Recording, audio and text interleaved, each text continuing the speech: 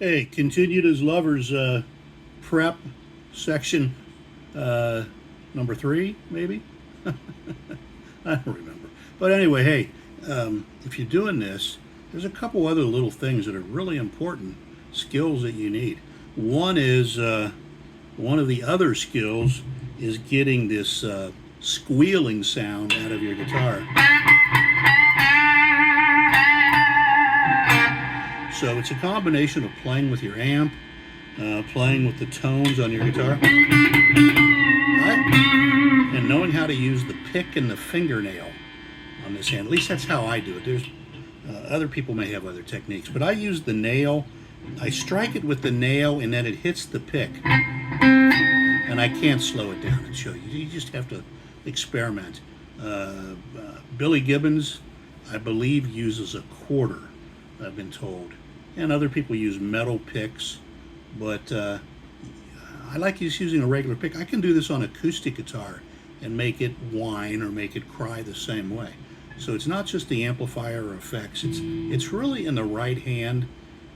Left hand has a little bit to do with it, but it's the right hand.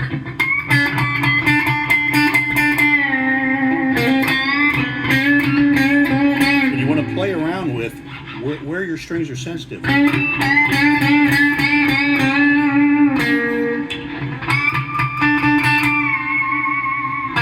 Okay? Not an easy thing to learn. You just have to experiment with it. It's not something you're going to... If you pick it up and do it right away, more power to you.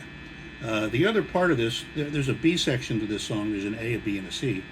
And one of the core notes that really makes this thing stick out is... Well, let me back up. On the A section, when it does the C suspended, and you're doing these things, you can... That's another little fun trick. And I'm sure Jeff's not doing this. We're on a first-name basis. So... But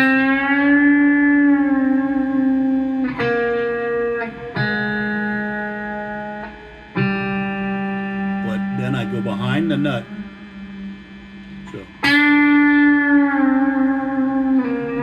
Pushing down. I didn't pick.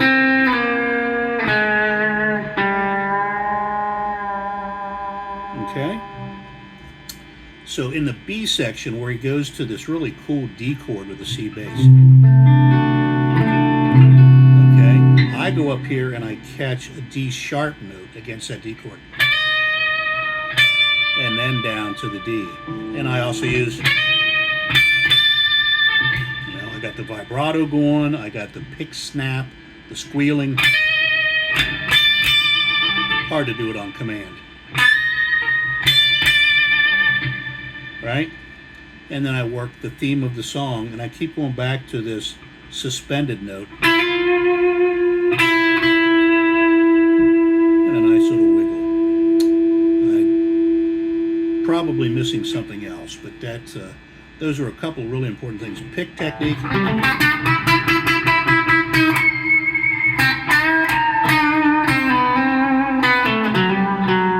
And I'd show you my amp, but I don't want to move the camera around.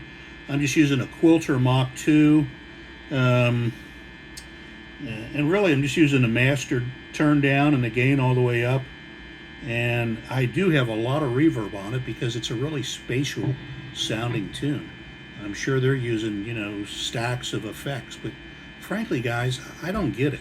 I went to a show a couple weeks ago and I watched a guy play with a full array of effects on the floor, probably 20 pedals wired on top of his amp rack that he was controlling from the floor, and I heard 3 sounds, great playing, but I could have done all of those sounds that he played that night with my amplifier, my hand, and a pick, with the exception of maybe chorusing or the delay or flanging type sounds. It's hard to do. So, those things you need the effect pedal. But all this other stuff,